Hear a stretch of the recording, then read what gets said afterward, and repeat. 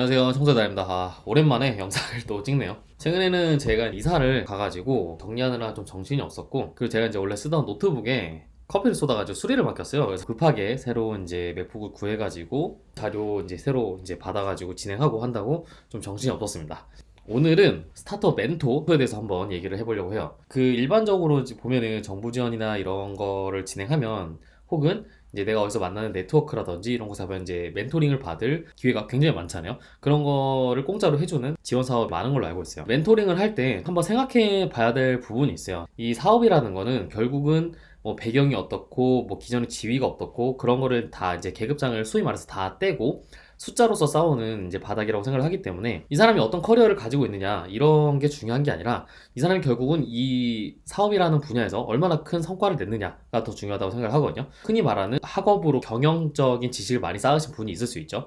하지만 사업을 한 번도 해보지 않은 분이 있으시고, 제가 하는 IT 분야랑 정말 다르지만 뭐 한 20년 정도 가게를 운영하신 분이 있다면, 저는 이 가게를 운영하신 분한테 멘토링을 받으려고 생각할 거예요. 왜냐면 머리로만 하는 거랑 말로만 하는 거랑, 흔히 말하는 입스타라 그러죠. 입스타 하는 거랑 실제로 스타 하는 거랑은 굉장히 다르잖아요.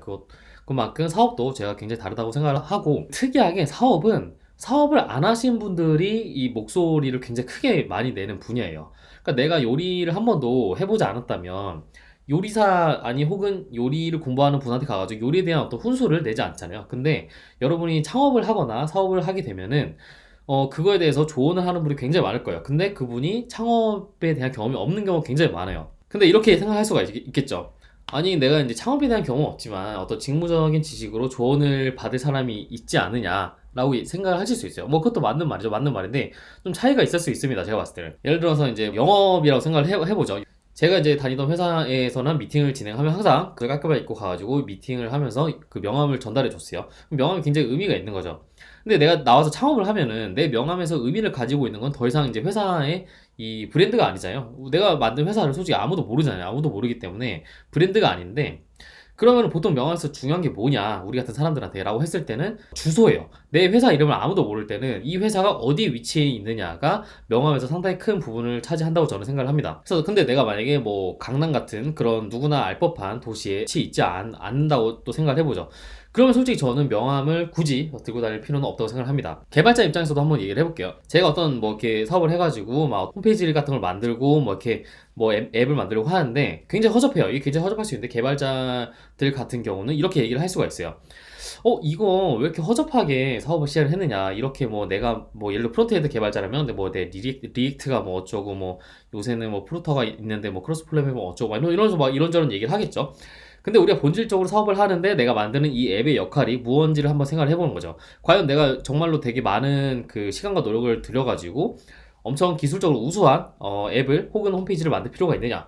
그런 거 솔직히 필요 없이 요새 뭐 유명한 스마트 스토어라든지 아니면 이제 아이맵 같은 홈페이지 만들어주는 그런 플랫폼 같은 거 있잖아요. 그런 거 써가지고 그냥 시작할 수도 있는 거거든요. 혹은 그런 거 없이도 그냥 인스타그램이나 페이스북이나 유튜브 같은 채널을 통해서 자기의 이제 상품을 판매하시는 분도 제 주위에 있으세요. 어떻게 생각하면 정부 지원을 받은 분보다 돈을 훨씬 더 잘 버는 경우도 있습니다. 직무적으로 이제 그분이 전문가인 거랑 내가 사업에서 그분의 어떤 지식을 흡수해가지고 잘 활용할 수 있는 것도 저는 다르다고 생각해요.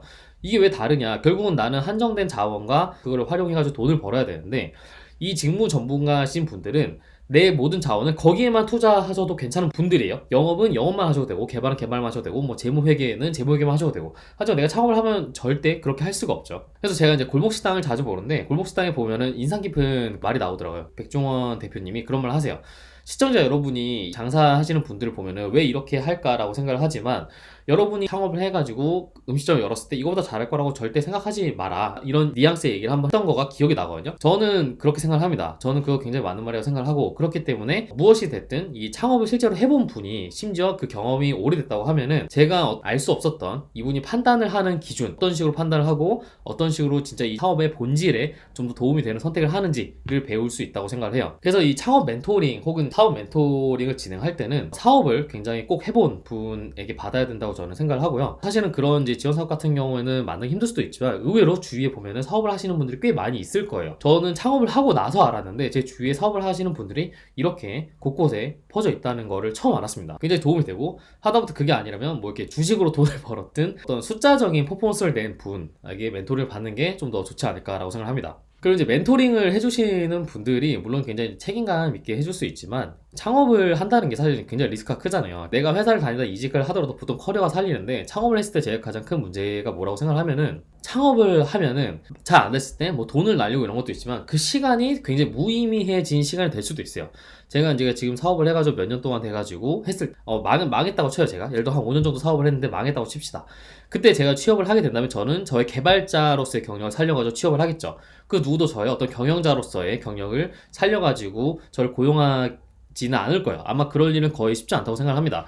그렇기 때문에 돈도 날리는 거지만 나의 시간이 아무런 가치 없는 것으로 변할 수 있다. 그렇기 때문에 창업은 굉장히 리스크한 것이고, 멘토링을 해주시는 분들도 굉장히 그런 부분에 있어서 이분들이 절박한 마음으로 멘토링을 받는 거기 때문에 보다 좀 더 진정성 있게 해주셨으면 좋겠어요. 이왕 멘토라는 역할을 다시는 분들이면은 그렇게 해주시면 좋겠고, 그 멘티로서 이제 멘토링을 받고 싶어 하는 분들도 최대한 좋은 분들을 찾아가지고 멘토링을 받으면 좋지 않을까라고 생각합니다. 멘토링에 대해서 해보고 싶은 얘기가 있어가지고 찍어봤고요. 네. 그러면 안녕.